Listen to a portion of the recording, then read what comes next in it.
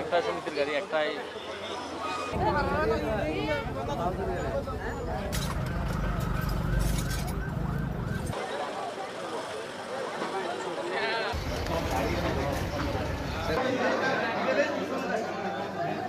আমরা এই গাড়িতে আসলাম, তো যখন আমরা শুনছি যে ওই গাড়িটা আমার আগে যে গাড়িটা আসছিল ওই গাড়িটা নাকি হলে দুর্ঘটনা হয়েছে, এই দেখতে আসলাম, দেখছি যে আমাদের গাড়িটা এটা নানিয়াসর থেকে চট্টগ্রামে যাচ্ছে আর কি, ঈদের ছুটি শেষ হয়েছে এই জন্য।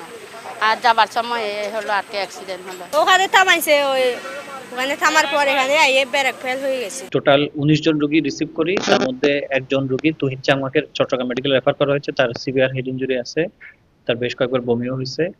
আর বাকি 10 জনকে আমরা ভর্তি দিয়েছি, আর 8 জনকে আউটডোর চিকিৎসা দিয়ে ছেড়ে দিয়েছি। জীবন লাইন থেকে আমাদেরকে মেসেজ দেওয়া হয়েছে, আমি কাউখালী থেকে আসছি, আসে এটা দেখতেছে লোকজন তো উদ্যোগ দিয়ে পাবলিক কর্তৃক বা এই আপনার কি হয় ওই হাসপাতালে প্রেরণ করছে।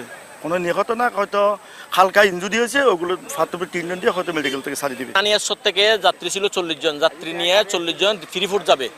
ফ্রিফুট যাওয়ার পথে গাড়ি আসার পথে গাড়ি ব্রেক ফেল করছে, ব্রেক ফেল করে পাহাড়ের সাথে মারে গাড়িটা পলট খাইছে। যাত্রী মোটামুটি সুস্থ আছে সবাই।